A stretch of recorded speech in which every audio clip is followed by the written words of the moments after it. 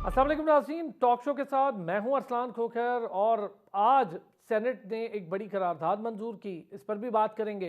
8 फरवरी को होने वाले इलेक्शन मुलतवी करवाने के हवाले से एक करारदाद दिलावर साहब की। क्या वजह है, ये करारदाद लाई क्यों जा रही है? क्या वजह है कि पॉलिटिकल सिस्टम में रहने वाले पॉलिटिशियंस खुद इलेक्शन से दूरी और फरार इख्तियार कर रहे हैं? क्या इसकी इम्प्लीकेशंस हैं और क्या कवानीन क्या कहते हैं इस हवाले से? क्या इसका कोई असर पड़ेगा आने वाले इलेक्शन पर या इलेक्शन मुलतवी करवाने के हवाले से? ये तमाम तर चीज़ें सुप्रीम कोर्ट बारहा इस बात में कई केसेस में ये अपना फैसला सुना चुकी है कि इलेक्शन वक्त पे होने चाहिए और अवाम भी चाहती है, पॉलिटिकल पार्टीज भी चाहती हैं। एक हाउस दूसरे हाउस के इलेक्शन को रोक रहा है, ये थोड़ा सा समझ ना आने वाली बात है। मैं ज़रा इसको समझना चाहूँगा, इसके कानूनी पहलू भी समझना चाहूँगा। फिर 62(1)(f) पर भी बात करेंगे, इस कानून का लागू होना और इस पर इतनी डिटेल एक पूरी डिस्कशन जो कि सारी पाकिस्तान बल्कि पूरी दुनिया ने सुनी और वो लाइव भी गई, तो इस पर भी बात करेंगे। फिर इसके हवाले से आने वाले मुख्तलिफ रिमार्क्स और फिर वकला के दलाइल, इन सारी चीज़ों पर। और पिछले साल 2023 से लेकर अब तक जो केसेस ख़त्म हुए और जो केसेस चल रहे हैं, तायाद नाअहली के हटाकर जो बाकी केसेस की बात करूं, चाहे वो फॉरेन फंडिंग केस हो, चाहे वो दीगर मामलात हों, या फिर वो सदर के हवाले से कोई मामला अदालत गया हो और फिर अदालत ने उसको वापस भेजा हो, तो बहुत सारी चीज़ें नहीं। 2023 केसेस के हवाले से बड़ा भरपूर साल रहा और लगता यूँ है कि 2024 भी कुछ इलेक्शन तक तो ये मामला ऐसे ही चलेगा। अब हम ज़रा इसका जायज़ा भी लेंगे कि ये केसेस आने वाले इलेक्शन पर कितना असरअंदाज होंगे। अगर तो असरअंदाज नहीं होते तो फिर क्या शख्सियात पर असरअंदाज होंगे, और अगर शख्सियात पे असरअंदाज होते हैं तो पार्टी के हवाले से प्लानिंग में क्या मामला आएंगे, कानूनी पहलू क्या हैं, मामला क्या हैं, ग्रास रूट या ग्राउंड रियलिटीज़ इस वक्त क्या कहती हैं, इलेक्शन मुलतवी करवाने के लिए जो करारदाद है वो कानूनी तौर पर उसकी क्या हैसियत है। इलेक्शन कमीशन ने जो इतने पैसे खर्च दिए हैं या मांग लिए हैं हुकूमत से, अब सारा कुछ अपने मदार की तरफ चल रहा है और बढ़ रहा है अपने रिजल्ट्स की जानिब। अब क्या होगा इतने पैसों के बाद अगर ये करारदाद आ गई है कि खैबर पख्तूनख्वा या बलूचिस्तान, जबकि आर्मी चीफ बड़ा बरमला और वाजे तौर पर ये बयान दे चुके हैं कि तमाम तर जो इलेक्शन कमीशन को ज़रूरियात हैं, जिस जिस तरह से उन्हें ज़रूरत पड़ेगी इलेक्शन के हवाले से, हम आगे बढ़ेंगे और पूरी की पूरी मदद और ताउन फराम किया जाएगा। बैरिस्टर वकास अब्रेस और आमिर राजा अब्बास साहब ने हमें ज्वाइन किया। दोनों माहिर कानून हैं। थोड़ी देर में सरवर बारी साहब भी हमें ज्वाइन कर लेंगे, इलेक्शन एक्सपर्ट हैं। बहुत शुक्रिया जी तीनों हजरात का। वकास साहब, आज की करारदाद से ज़रा शुरू करें। क्या इसके आने की ज़रूरत थी और फिर क्या मामला है ये कि ख़ुद इलेक्शन प्रोसेस में जो पार्टीज़ हैं उन्हीं के लोग जो अपर हाउस में बैठे होते हैं वो दूसरे हाउस के इलेक्शन के लिए एक रखना या मुश्किल डाल देते हैं?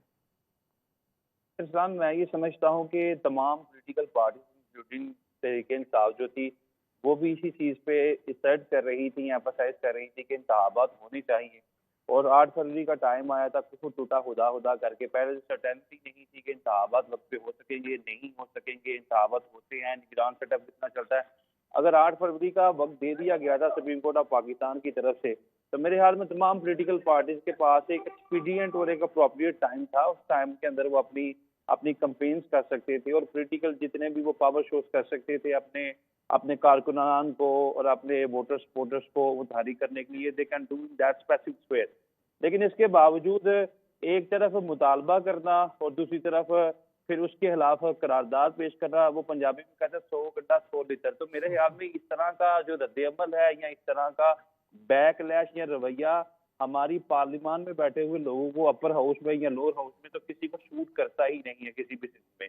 अब अगर अगर किसी पॉलिटिकल पार्टी को या एक से ज्यादा या बहुत सारी पॉलिटिकल पार्टीज को ये चीज नजर आती है कि इस वक्त जो हालात हैं या जो हवा है वो किसी और को सपोर्ट कर रही है, वो किसी और के फेवर में है और कोई शख्स जो है वो किंग बनने जा रहा है या किंग पार्टी बनने जा रही है, तो फिर तो रहना वो अल्टीमेटली डालेंगे। तो इसके दोनों एस्पेक्ट्स हैं। अगर लीगली अगर हम बात करें तो आपको याद होगा कि 2 हफ्ते कबल जब सुप्रीम कोर्ट ऑफ पाकिस्तान के सामने वो बाकर नजवी का हुक्म जो लोअर हाई कोर्ट का रखा गया था और इलेक्शन में रखना डालने के लिए सीसा पलाई दीवार कायम करने की कोशिश की गई थी, उसमें जो चीफ जस्टिस ऑफ पाकिस्तान के बड़े क्लियर रिमार्क्स थे। और जब उससे पहले इस केस का फैसला दिया गया था और 8 फरवरी की तारीख मुकर्रर कर दी गई थी, उस वक्त भी कहा था कि आप टीवी चैनल्स को छोड़ें, आप अपने घर में भी डिस्कस ना करें, अगर करना है तो अपनी आप जाके बीवी के साथ या लाइफ पार्टनर साहब के साथ डिस्कस करें। क्यों? क्योंकि सर्टेनिटी रहे, लोगों के ज़हनों के ऊपर ये चीज़ रक्स करती है कि शायद इंतखाबात होनी ही नहीं है पाकिस्तान में।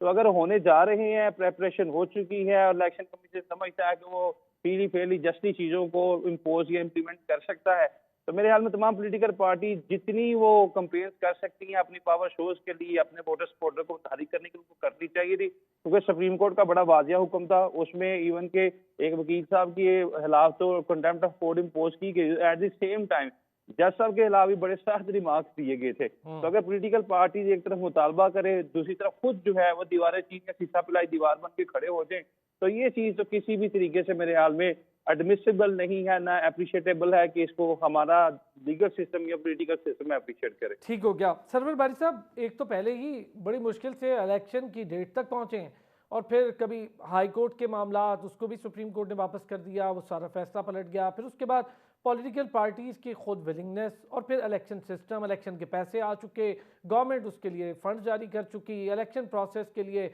छपाई का अमल सारा कुछ चल रहा है और फिर जो तरबियत वाले मामले हैं वो भी चल रहे हैं। अब सेनेट की जानिब से इस तरह की एक करारदाद का पास होना, कैसे देख रहे हैं इसको? जो सेनेट की करारदाद है, एक तो उसकी कोई आईनी, कानूनी और अखलाकी कोई हैसियत नहीं है, लेकिन एक बात की तरफ तो इशारा मिलता है कि पाकिस्तान में कुछ हलके ऐसे हैं जो चाहते हैं कि वो बताएं कि हम इलेक्शन नहीं करवाना चाहते, और उसके लिए जो वर्डिंग यूज की गई है कि सर्दी, शदीद सर्दी और दहशत गर्दी बहुत है दो सूबों में, और पाकिस्तान के तमाम लोगों को वोट देने का जो हक है उसके लिए साजगार माहौल होना चाहिए।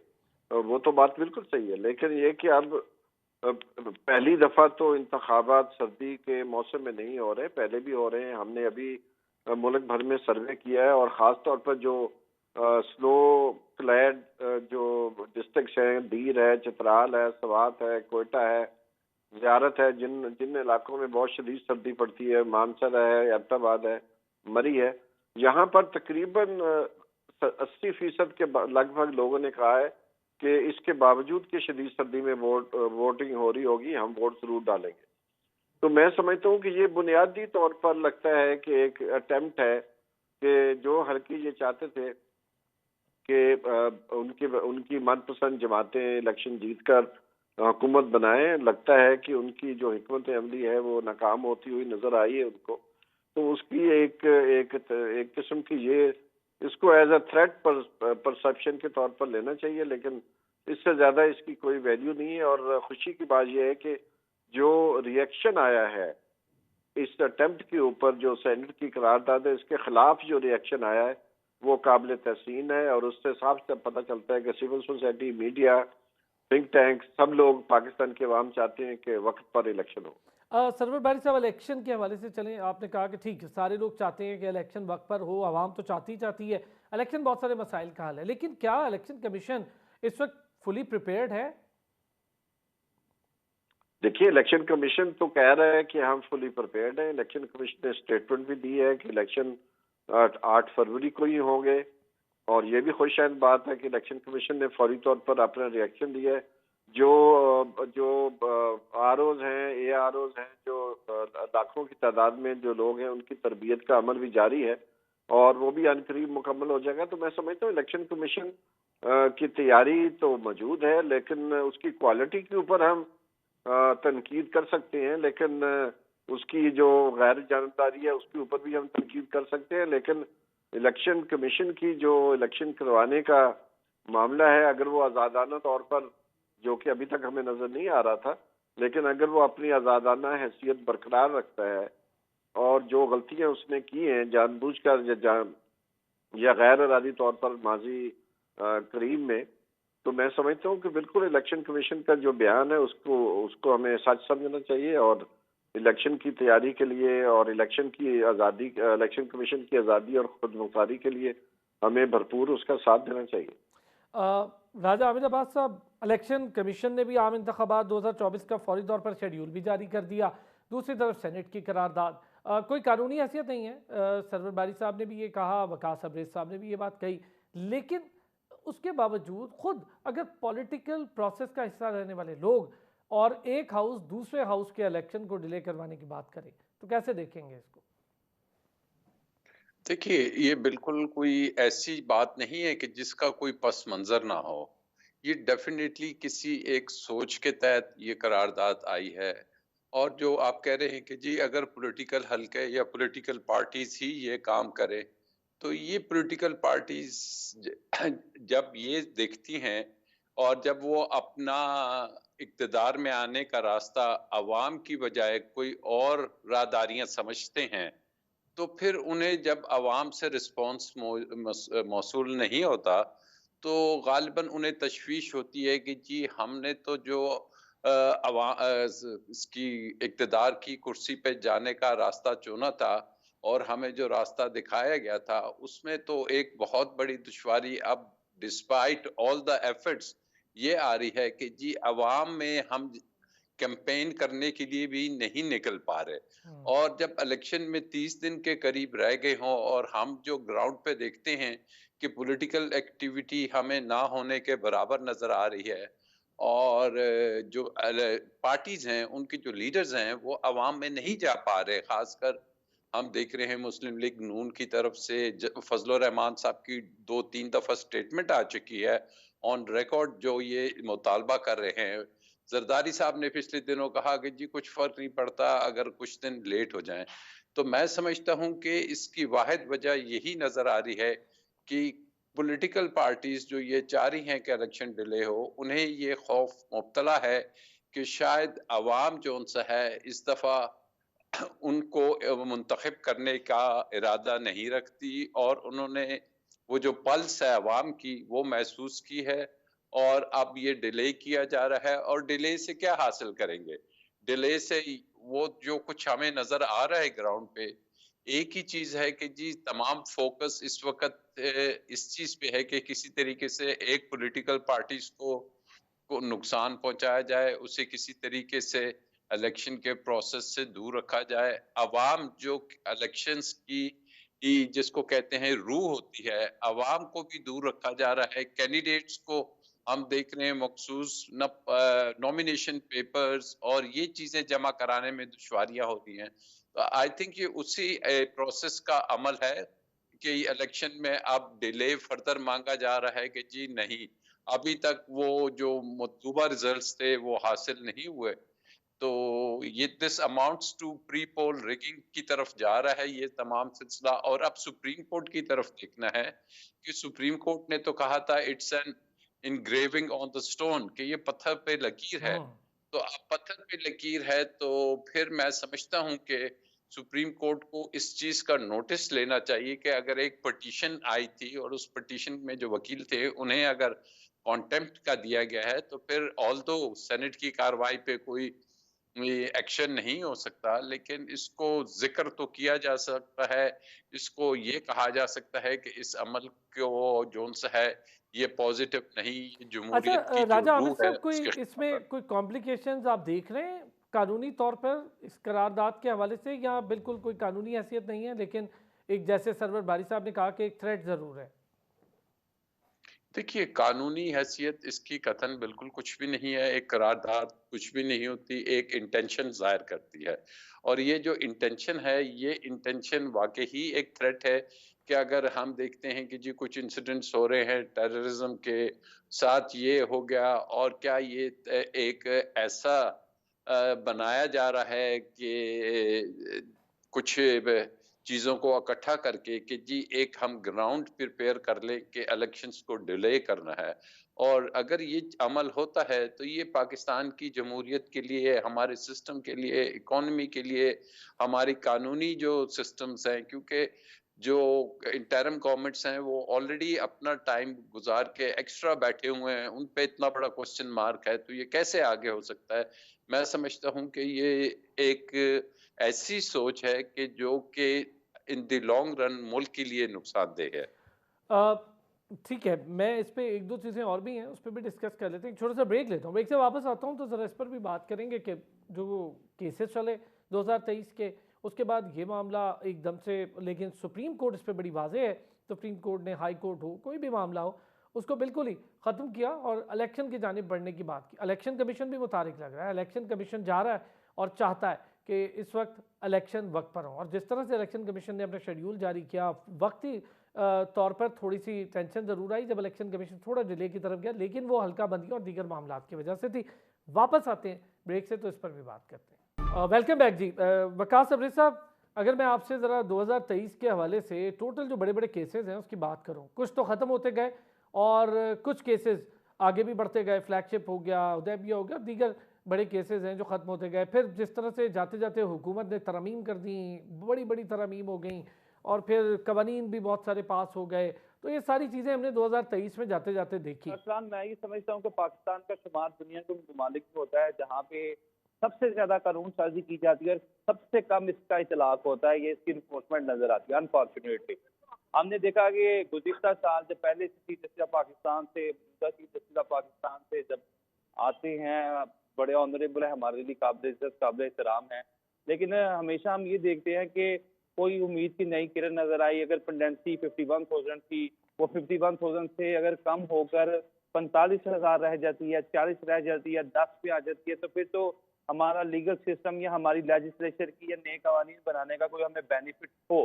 लेकिन अगर लोग जो है वो तो दरवाजों अदालतों का दरवाजा खटखटाते रहे, दरवाजों के साथ लटकते रहे और कोर्ट की तरफ उनकी बड़ी निगाहों से देखते रहे और उनको इंसाफ ना मिले और मायूसी के सिवा उनके दामन में कोई चीज ना आए, तो मैं समझता हूँ कि फिर हमारा लीगल सिस्टम, ये हमारी लेजिस्लेशन, फिर क्रिमिनल जस्टिस सिस्टम शायद पाकिस्तान के अंदर फिर लोगों की नज़र में उसकी सिग्निफिकेंस या उसकी इम्पोर्टेंस उस कदर ना रहे। पहले भी हमारा ये लीगल सिस्टम जो है वो बड़ा मुतज़लज़ल है। 2023 के अंदर हमने देखा जब उमर अता बंदियाल से फिर दूसरा चेहरा आया, लोग अभी भी बड़ी एक्सपेक्टेशन एंड एक्सपेक्टेशन रख रहे हैं जस्टिस काजी फाइज ईसा से कि केसेस को स्पीडीली, एक्टिवली, एक्सपीडिशियसली डिसाइड किया जाए, ताकि जो एक आम आदमी को, ऑर्डिनरी सिटीजन जिनके केसेस जो है शायद 2019 से इंटरटेन नहीं हो सके, 2020 की नहीं अभी टेकअप की गई। मैं समझता हूँ कि अगर हम ओवरऑल देखें सारी चीजें, इंटायर इन टोटो चीजों का मुआवजा करें, ऑब्जर्व करें, तो जो 2023 के अंदर लेजिस्लेशन हुई या जो केसेस पेंडिंग थे वो पेंडेंसी अभी भी वहीं पे खड़ी है, और जो लेजिस्लेशन हुई शायद उसका हासिल बेनिफिट जो है वो आवाम तक नहीं पहुंचा। वो पिक एंड चूज के लिए या किसी सियासी पर्पज के लिए, पॉलिटिकल ऑब्जेक्टिव्स के लिए या हमारे फ्लोर ऑफ दी हाउस बैठे हुए लोगों को बेनिफिट करने के लिए तो बनाई गई, लेकिन शायद एक ले मैन, एक ऑर्डिनरी सिटीजन का उसका दूर तक कोई ताल्लुक नहीं था।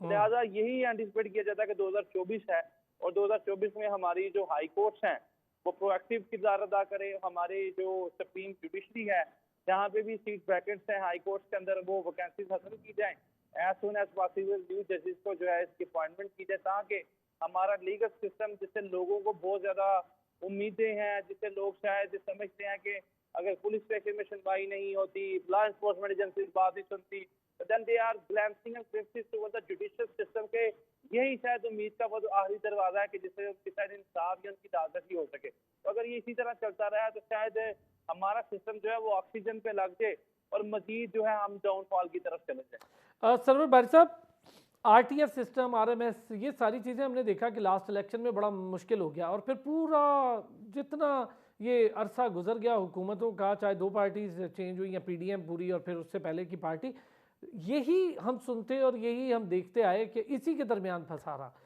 तो ये सिलसिला क्या इस इलेक्शन में रुकता देख रहे हैं, या फिर अभी तक आरओज डीआरओज इनकी जो तरबियत है या उनके जो सिस्टम्स हैं वो बेहतर तरीके से फाल हो चुके हैं और अपना काम इतना मजबूत तरीके से करें कि उस पर जो ये वाला सिस्टम है, कम से कम जो प्रोसेस है या प्रोसीजर ऑफ इलेक्शन है, इस पर सवाल ना उठे, वो तो ऊपर के फैसलों की बात फिर बाद में कर लेंगे।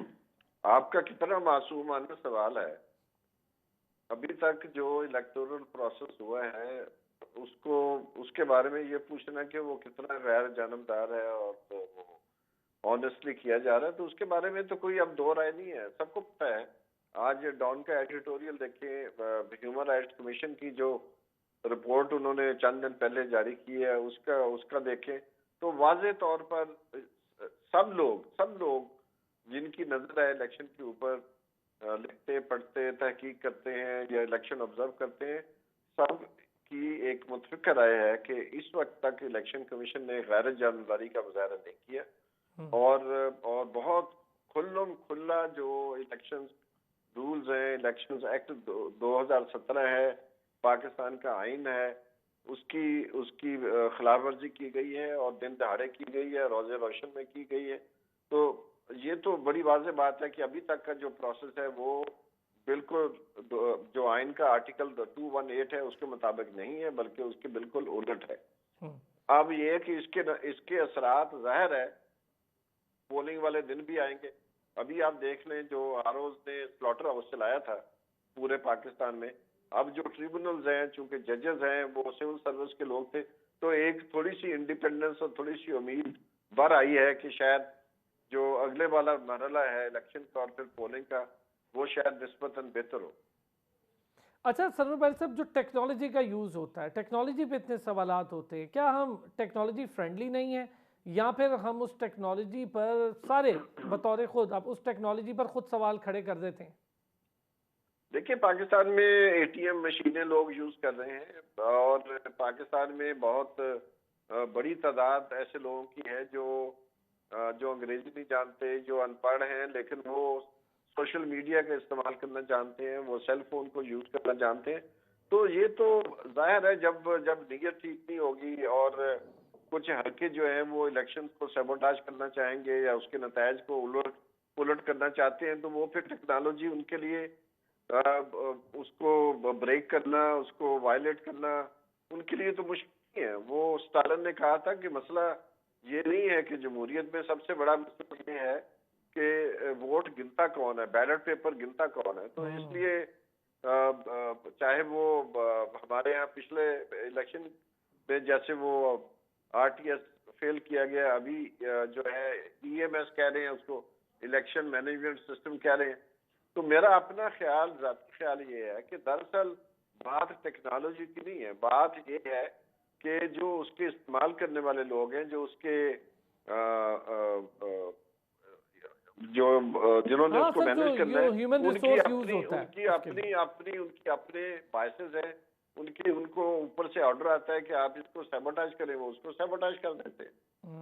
बिल्कुल ठीक हो गया। राजा आमिर साहब, ये जो 62(1)(f है, 62(1)(f से किसी को सादे कमीन ये करार देना, इस पर बहुत ज़्यादा बहस भी चल रही है। क्या कोई आदमी, एक शख्स, उसको सादिक और अमीन किसी को भी XYZ का करार देना, ये कोई कानून है, या उसकी नेक नियति, उसके ईमानदारी, इन चीज़ों पर तो बात होनी चाहिए, पर ये 62(1)(f के हवाले से जो नाअहली केस है उसमें इसके बड़ा ज़्यादा जिक्र चल रहा है, इस पर आपकी क्या राय है?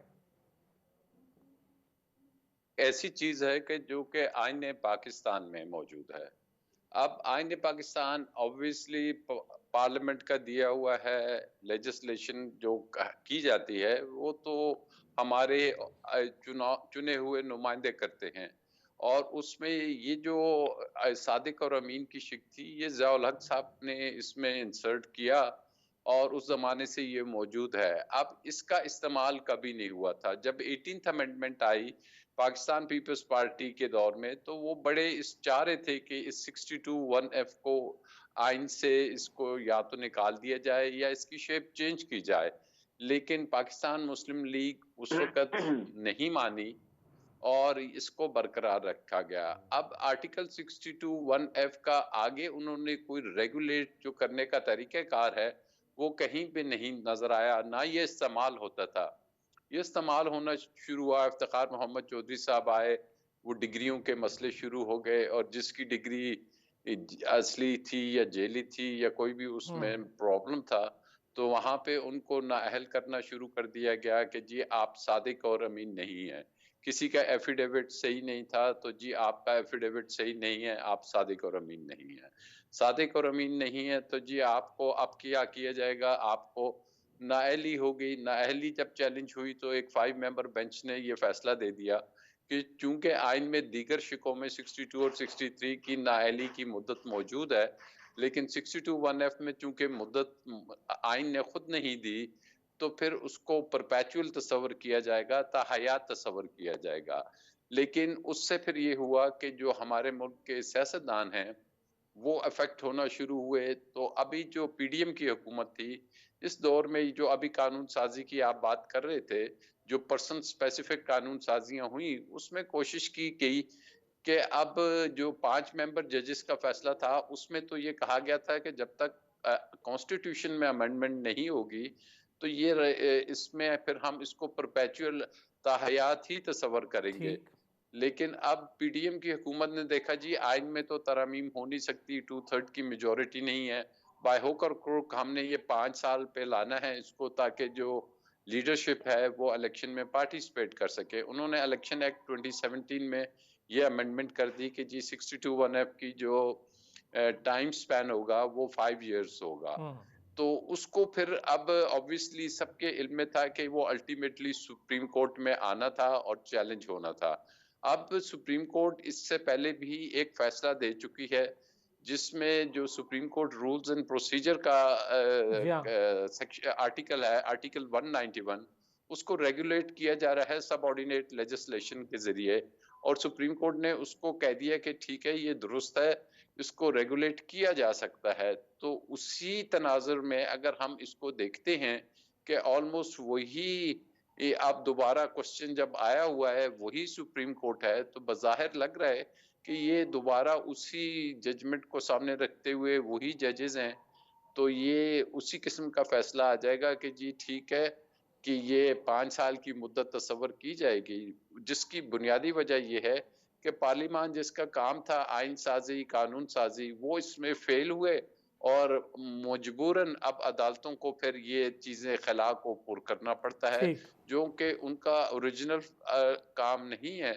लेकिन जब पार्लियामेंट अपना काम नहीं करेगी तो फिर अदालतें स्टेप इन होती हैं, माजी में भी होती हैं, अब भी हो रही हैं। बिल्कुल ठीक है, बहुत शुक्रिया राजा आमिर साहब, बहुत शुक्रिया सरवर बारी साहब का, बहुत शुक्रिया वकास अब्रेज साहब का, बहुत शुक्रिया। एक ब्रेक लेंगे, ब्रेक से वापस आएंगे तो ज़रा बात करेंगे कश्मीर और कश्मीरियों के हुकूक के हवाले से। वेलकम बैक जी, जैसे कि मैंने कहा था ब्रेक से वापस आएंगे तो बात करेंगे कश्मीर के हवाले से, कश्मीरियों के हवाले से। दुनिया भर की आंखें क्यों बंद हैं, और करारदाद जो कि पास हुई अक़वाम मुत्तहिदा में 1949 में, उसकी याद दहानी करवाने के लिए बार बार हम ये दिन मनाते हैं। 5 जनवरी को हर साल ये दिन मनाया जाता है और दुनिया को झंझोड़ने की कोशिश की जाती है कि कश्मीर को जिस तरह से 2019 के बाद से एक सबसे बड़ी इंसानी जेल में तब्दील कर दिया, उससे पहले के हालात भी कोई उससे मुख्तलिफ नहीं है।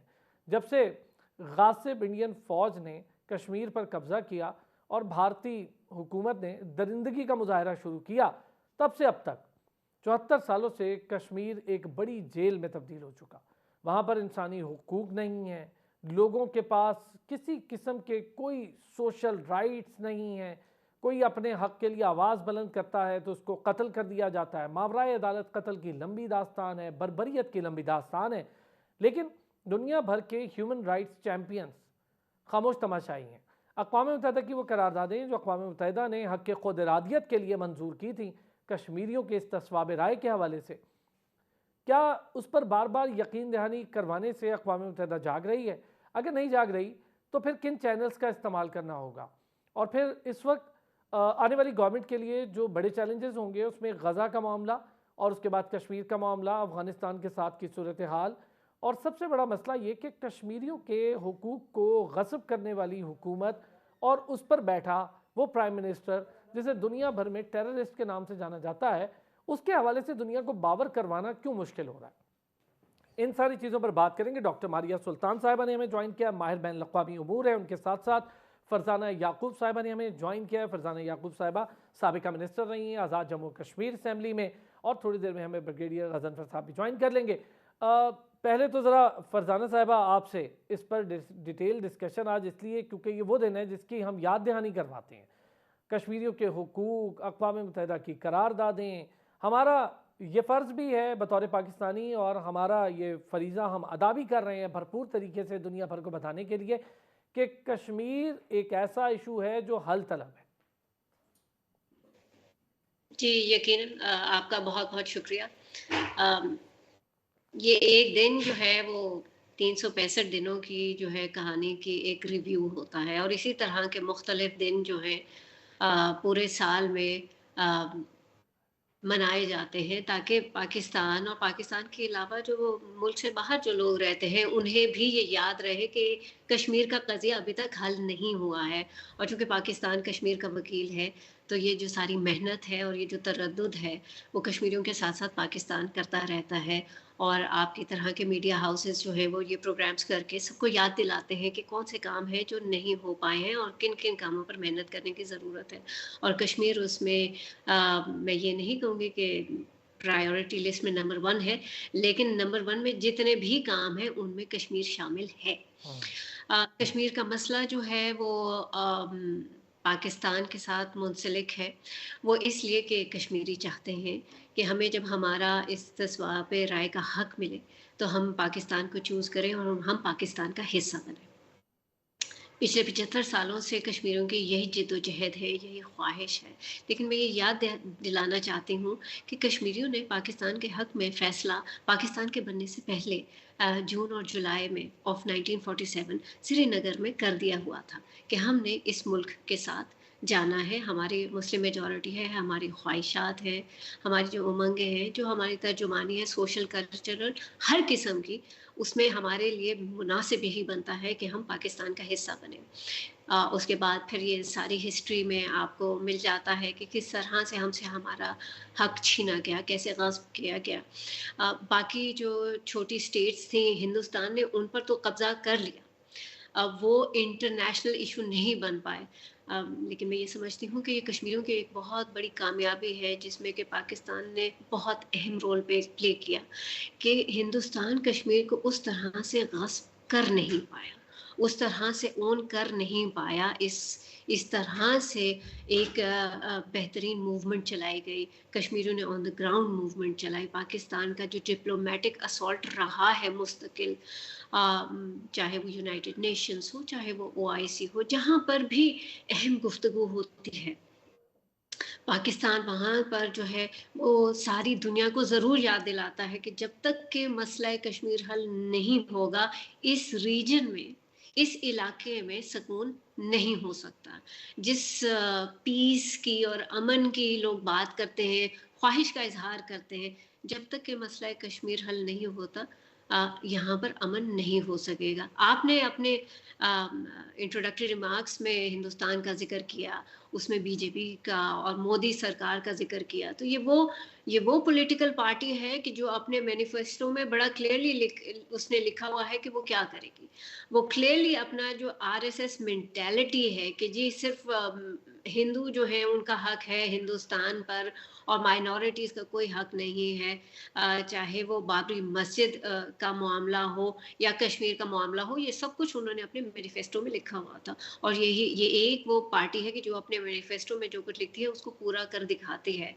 और बाबरी मस्जिद का जो फैसला है वो आप देख लीजिए, और 2019 में आप देखिए कि कश्मीर के साथ मकबूजा कश्मीर के साथ किस किस्म का मैं इसको मजाक नहीं कहूँगी, लेकिन जुल्म का एक मुख्तलिफ तरीका जो है वो इस्तेमाल किया गया, जो कि आप अब देखते हैं इसराइल जो फ़लस्तीन में कर रहा है, हाँ। जो काम इस्राइल ने फ़लस्तीन में किया है, हिंदुस्तान जो है वो ही हर काम उसी तरीके से कश्मीरियों के साथ कश्मीर में कर रहा है, चाहे वो उनको उनकी ज़मीन से हटाना, बिल्कुल ठीक उनके बात है। हकूक़ अच्छा फरजाना साहबा, 2-3 चीज़ें। एक तो जब 19 हम 2019 की बात करेंगे ज़रा, उस पर भी मैं आऊँगा बाद में। उसके बाद तो बिल्कुल ही कवानीन अपनी मर्ज़ी से सस्पेंड कर देना, जेल में तब्दील कर देना। डॉक्टर मारिया, हम इस इशू का ज़िक्र हर साल और हर वक्त करते हैं। ये इशू हमारे दिल के बहुत करीब है, चूँकि हमारे भाई हैं, हमारी बहनें हैं कश्मीर में। लेकिन क्या दुनिया को बार-बार बावर कराने से दुनिया झंझोड़ रहे हैं हम, दुनिया जाग रही है?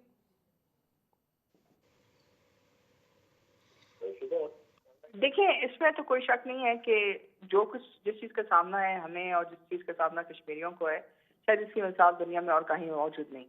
लेकिन सबसे अहम बात यह है कि जिस तरह की ज़्यादती अगर आप इस पर आवाज़ नहीं उठाएंगे, तो ये मुमकिन नहीं है कि दुनिया तक आपकी जो तहफ़्फ़ुज़ात हैं या जो इस वक्त कश्मीरियों के साथ किया गया, बिलखुसूस 5 अगस्त 2019 के बाद, उसको शायद आप पस पुश डाल सकें।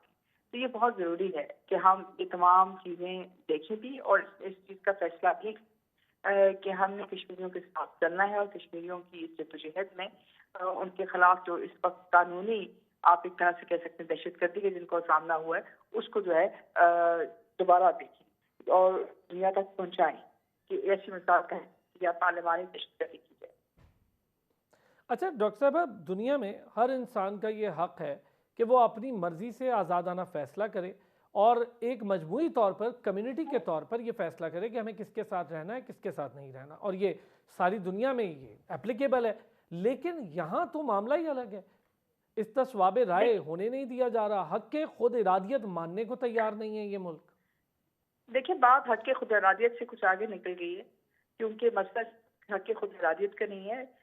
5 अगस्त 2019 को हिंदुस्तान ने कश्मीरियों से उनके हक की इंसानियत और हक के एक तरह से कह सकते हैं जिंदगी उनसे ले लिया है, क्योंकि उन्होंने ये कहा है कि जो लोग ये चीज वाज़ेह नहीं कर सकते कि वो हिंदुस्तान के अंदर 12 साल कबल मुस्तक़िल में हिंद उनके पास कोई कानूनी दस्तावेज है या 12 साल सुकूनत के उनके पास शवाहिद मौजूद हैं हिंदुस्तान के अंदर, या 12 साल हिंदुस्तान के अंदर वो पढ़ते रहे हैं, तो उसके अलावा जितने भी जो लोग हैं वो हिंदुस्तानी शहरियत के अहम हैं।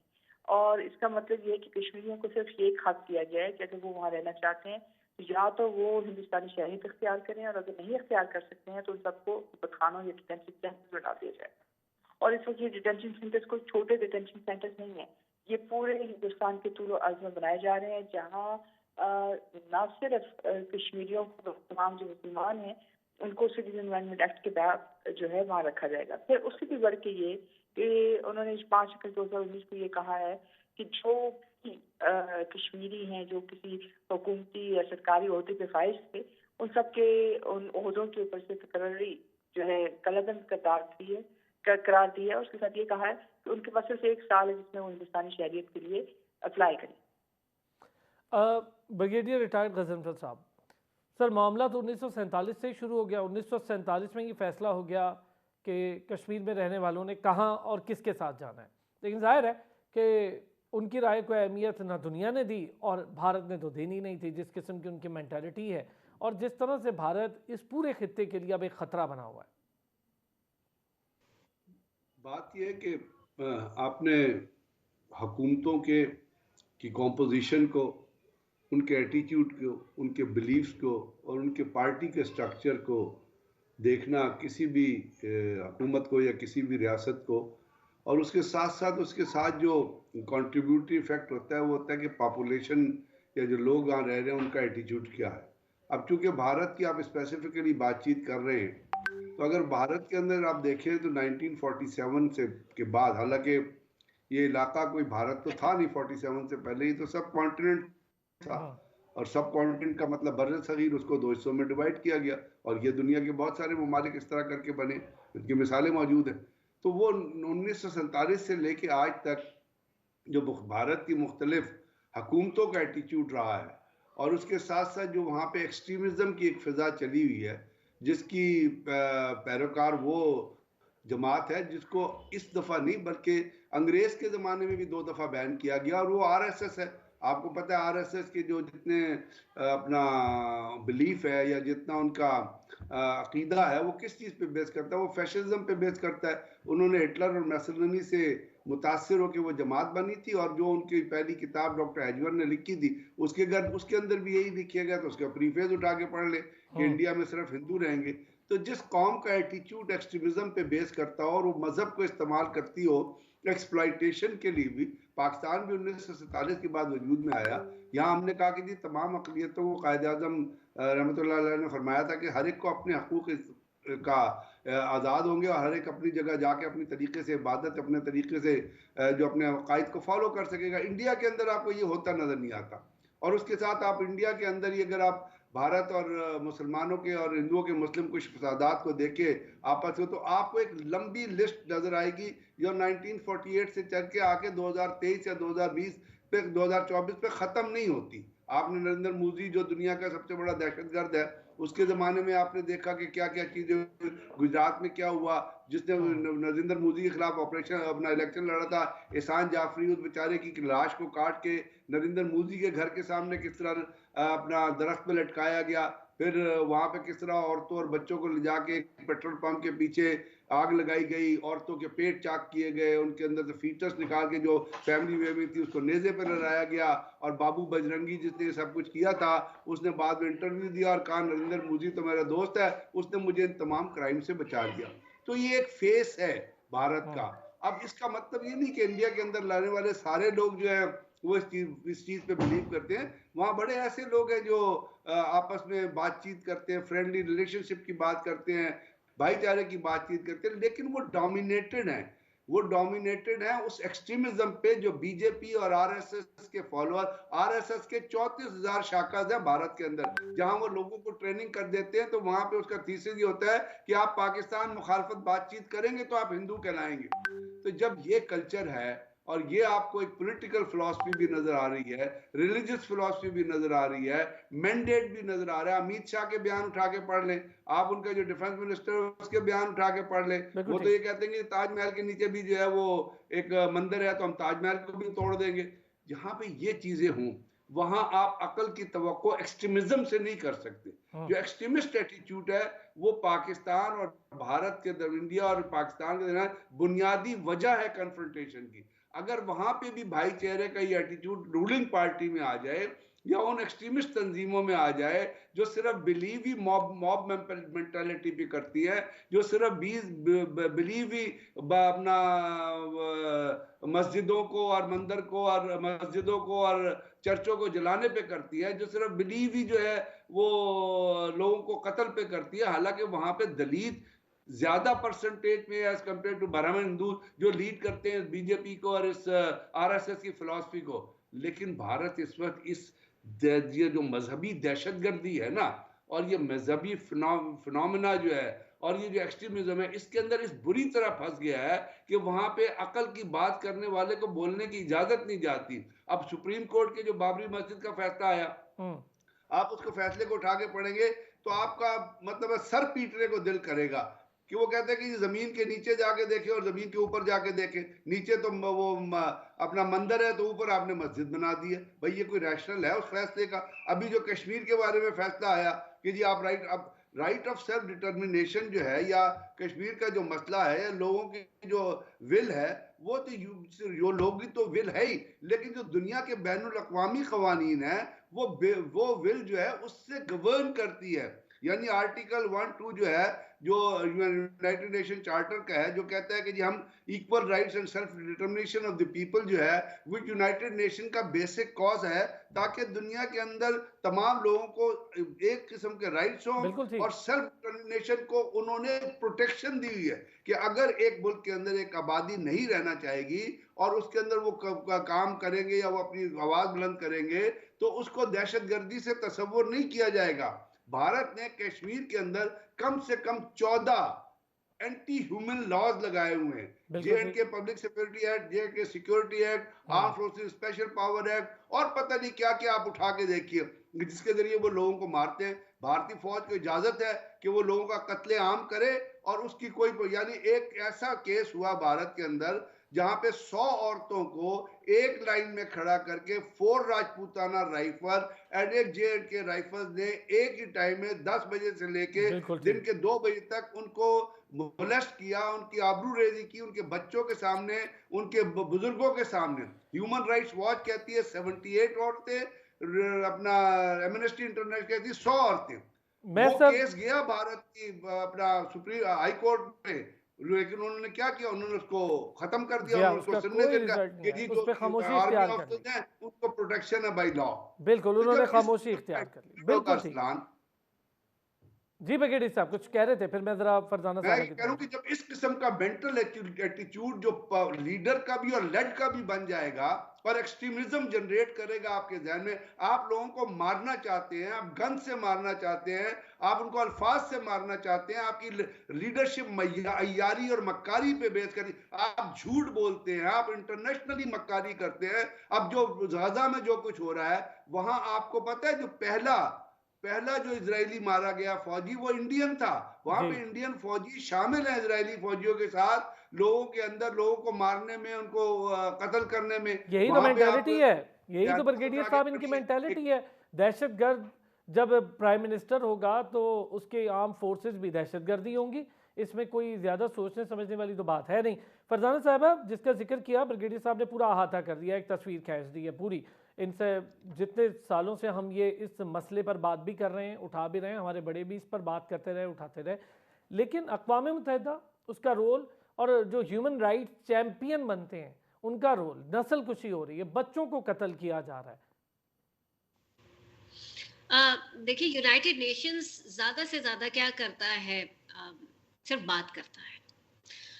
यूनाइटेड नेशंस अगर कहीं एक्शन करते हुए नज़र आता है तो वो यूनाइटेड नेशंस का एक्शन नहीं होता, वो अमेरिका का एक्शन होता है और अमेरिका के इत्तेहादियों का एक्शन होता है। आप देख लीजिए, जहाँ पर भी जब कभी भी अगर हमें गलती से ये शुबा हुआ है कि जी United Nations was very proactive और उन्होंने कोई किसी किस्म का कोई काम किया है, तो वहाँ पर clearly the translation of what United Nations wants is provided by America. तो अमेरिका जो है वो हर किस्म की मुसलमानों से मुताल्लिक किसी भी किस्म की इंटरवेंशन या इंटरैक्शन पर जो है वो वीटो करता है। लेटेस्ट आपके पास एग्जांपल जो है वो फ़लस्तीन का हाल देख लीजिए कि इसराइल के लिए जो है सीज फायर के लिए रेजोल्यूशंस पे रेजोल्यूशंस लाई जा रही हैं और अमेरिका क्या कर रहा है, वो वीटो कर रहा है। सो अमेरिका हो गया और इसके इत्तेहादी ममालिक हो गए जो जिनके पास वीटो पावर है अलावा चाइना के, वो बिलअमूम यही हरकत करते हैं कि जब भी ये इस हमारे कज़िये की भी बात हो तो यहाँ पर हिंदुस्तान के दोस्त बनकर तो उसका साथ देने की कोशिश करते हैं। इसमें मैं ये ज़रूर चाहूँगी कि हम ये याद रखें कि 2019 में एक जो है ना 5 अगस्त के फ़ौरन बाद यूनाइटेड नेशंस में जो सिक्योरिटी काउंसिल की एक इमरजेंसी कॉन्वर्सेशन, उसको मीटिंग नहीं कहा जा सकता क्योंकि उसमें सारे मेंबर्स शामिल नहीं थे। जी बिल्कुल, वो एक साइड लाइन पर इमरजेंसी सक्सेस थी कि जिस अपने दोस्त मुल्क को इस्तेमाल करते हुए ये कॉन्वर्सेशन करवाई थी, लेकिन क्या उससे कश्मीरियों के हाल में किसी किस्म की तब्दीली आई? नहीं। क्या इन बातों से कश्मीरियों की जिंदगी आसान होती है? नहीं। क्या इन बातों से हिंदुस्तान डरता है? नहीं। उसका जो दिल चाहता है वो करता है। हिंदुस्तान इस इलाके में अपने आप को अमेरिका समझ रहा है कि उसका जब जो दिल चाहेगा, जिस मुल्क के साथ वो करना चाहेगा वो करता रहेगा और वो अपने सारे अरमान और ख्वाहिशात, आप ये नोटिस कीजिएगा कि वो कश्मीरियों पर निकालता है। जब हिंदुस्तान और पाकिस्तान का क्रिकेट मैच होता है, और कम ही होता है लेकिन कभी कभार ऐसा होता है कि पाकिस्तान जीत जाता है, तो वहां पर इंडियंस भी जो है सेलिब्रेट करते हैं, लेकिन सजा किसको मिलती है? कश्मीरियों को मिलती है। हिंदुस्तान ने जब भी किसी किस्म की इंस्टिगेशन करनी होती है पाकिस्तान के साथ, तो वो क्या करता है? वो पाकिस्तान के बॉर्डर्स पर फायर करता है और कश्मीरियों पर जुल्म करता है। उसे पता है कि पाकिस्तान की जो एक दुखती रग वीकनेस नहीं है, लेकिन जो दुखती रग है वो कश्मीर है, and Pakistan will then come out and speak about it. अच्छा, 5 अगस्त 2019 के बाद इंडियन ऑक्यूपाइड कश्मीर के साथ तो जो जुल्म और बर्बरियत थी उसमें इजाफा हुआ। आइडेंटिटी क्राइसिस को जो है वो ला रहे हैं। आइडेंटिटी क्राइसिस क्या मतलब? यानी कि कश्मीरियों को जो है, आप कोई भी इंसान कश्मीरी अपने आप को कह सकता है, वो वहां पर जी, उसको आबादी स्टेट का सब्जेक्ट तनासुब तब्दील करने का एक घिनौना फॉर्मूला। जी, जी, जी। अच्छा, और फिर वो लोगों को ला भी रहे हैं।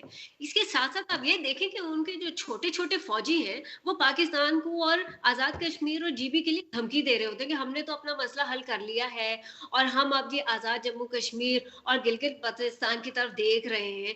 तो ये जो मुआज़रत के साथ उनके जो ये टटपूंजी किस्म के फ़ौजी हैं, उनमें भी इतनी जान आई हुई है कि वो इस तरह की बात करें। जाहिर इस है पर हमें हुकूमती थोड़ा-सा आशीर्वाद है देखना कि कत्ल चाहिए करो, कि हमें ये टेररिज्म नहीं फैलाओ। कहना चाहिए कि हम जंग नहीं करेंगे। जंग कहने से नहीं की जाती, जंग करने से होती है। लेकिन पाकिस्तान ने जो कुछ बयानात दिए उसको हमें खमियाजा भुगतना पड़ रहा है। हिंदुस्तान इतना जो है वो अपने आप को बहादुर दिखा रहा है। पहले वो इस तरह की बातें करने की हिम्मत नहीं रखता था, लेकिन अब तो उनके जो नोबडीज जो है वो भी ऐसे उठ कर कह रहे होते हैं कि जी हमें आज़ाद जम्मू कश्मीर ले ठीक है, लेंगे, आप तो हम साबिका, जीबी ले आप हुकूमत की जो आपने जिक्र भी कर दिया कि कश्मीर के मामले वाला, मैं बस फाइनल कमेंट आपसे डॉक्टर मारिया सुल्तान साहिबा, ये जो आबादी का तनासुब, उसकी तब्दीली 5 अगस्त के बाद की सूरत हाल, ये उतनी ही ख़तरनाक है जो 5 अगस्त से पहले थी, लेकिन क्या कोई अक़वाम मुत्तहिदा या ह्यूमन राइट्स चैम्पियंस जो हैं, इनके किसी रोल पर कोई फ़र्क आएगा?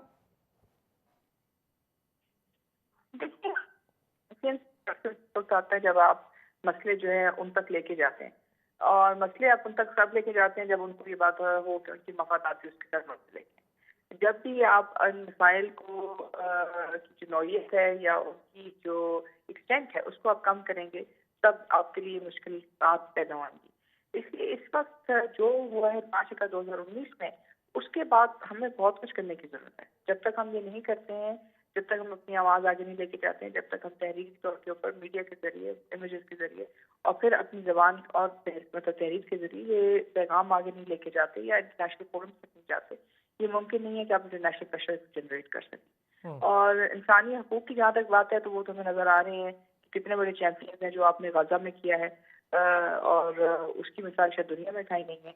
और जो तमाम चैंपियंस हैं वो खामोश हैं और वो किसी तरह भी कुछ नहीं करते हुए नजर आ रहे। तो कश्मीर के मामले में भी ऐसे है, लेकिन अब हमें उनके मफादात को हिट करना होगा। अगर आप वो करेंगे तो जाहिर है नौयत और उसकी एक्सटेंट भी मुख्तलिफ होगा और उसका रिस्पॉन्स भी मुख्तलिफ होगा। बहुत शुक्रिया। डॉक्टर बारिया सुल्तान साहब हमारे साथ मौजूद थी, ब्रिगेडियर रिटायर्ड गजनफर अली साहब हमारे साथ मौजूद थे, फरजाना याकूब साहब हमारे साथ मौजूद थी। अब तक के लिए इतना ही, कल फिर होती है आपसे मुलाकात, अपना ख्याल रखिएगा।